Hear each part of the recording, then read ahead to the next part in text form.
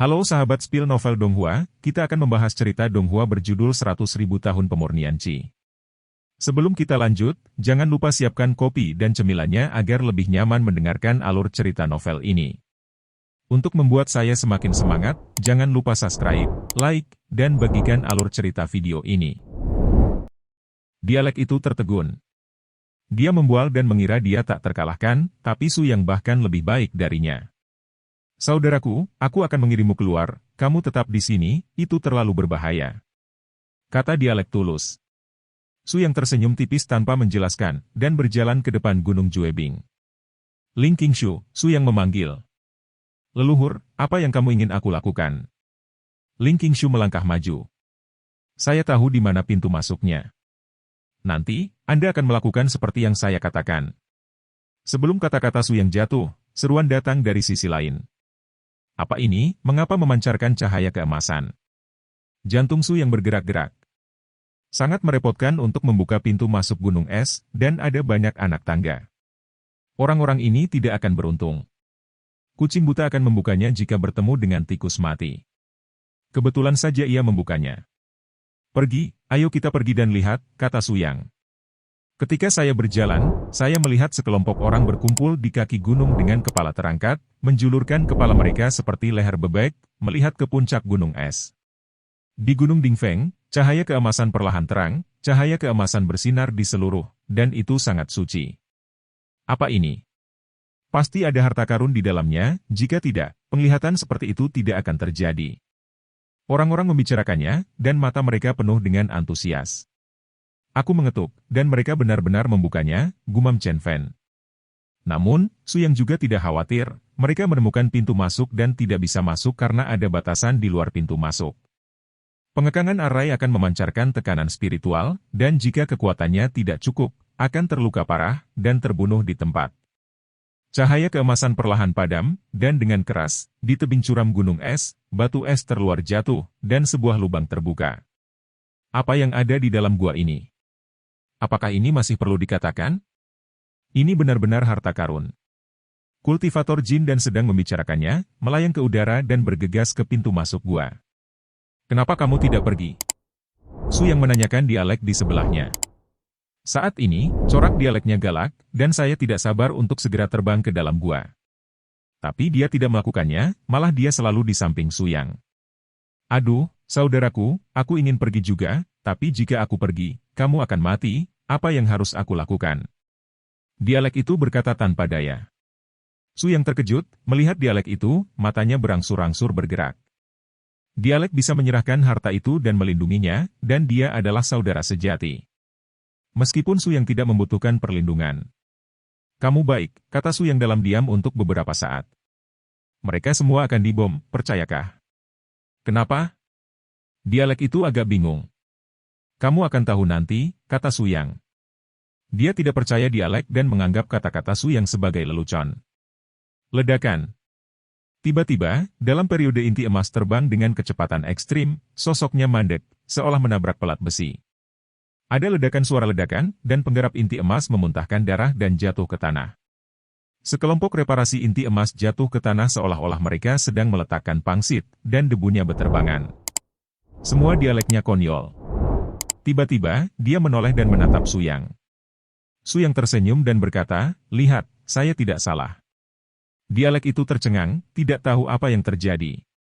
Sial, bagaimana ini bisa terjadi? Aku merasa seperti menabrak sesuatu di atas kepalaku. Tapi di atas, tidak ada apa-apa. Jin dan Qi banyak berbicara, dan tidak tahu apa yang terjadi. Pada saat ini, 10 orang pembudidaya tahap akhir Jin dan datang dari arah lain. Jubah putih mereka, kata-kata lelang perbaikan dada Limbao. Pemimpinnya adalah tukang reparasi nomor 1 di cabang lelang Limbao. Dia sudah memiliki basis budidaya Yuan Ying setengah langkah, dan namanya adalah Xiaolong. Kedatangan mereka menarik perhatian orang lain. Kami dari pelelangan Limbao.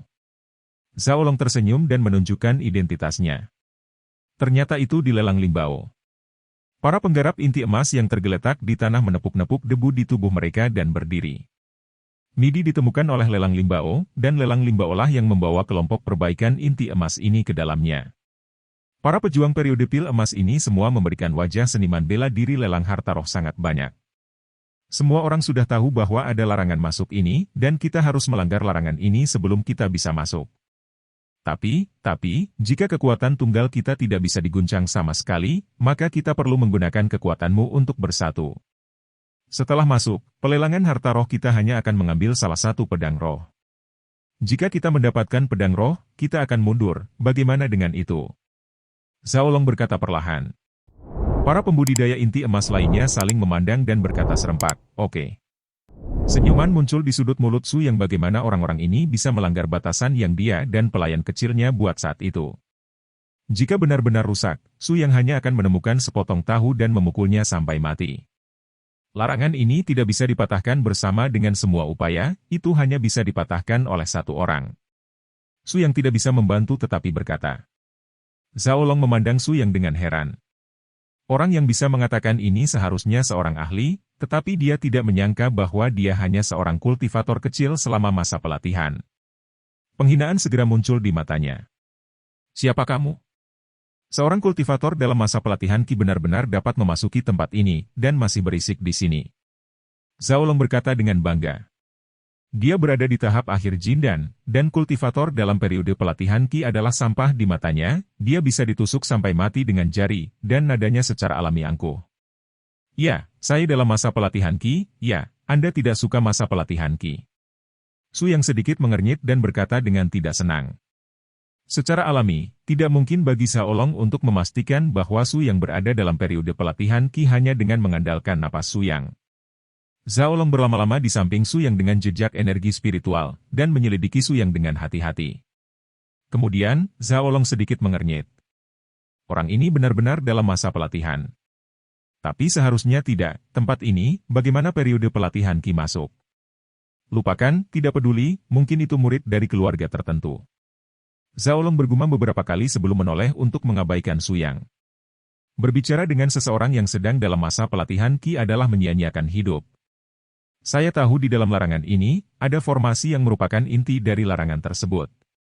Saya akan mencabutnya, lalu kita akan hancurkan bersama-sama. Setelah masuk, kuharap kau bisa menepati janjimu dan jangan merebut pedang roh itu bersama kami.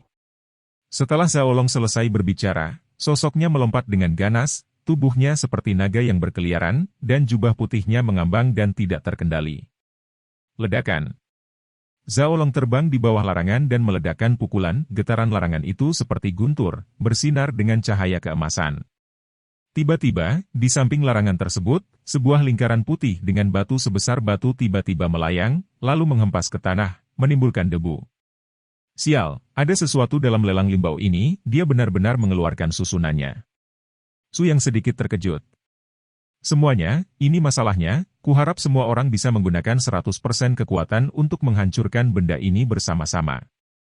Mendengar ini, Su yang mencibir dan menggelengkan kepalanya.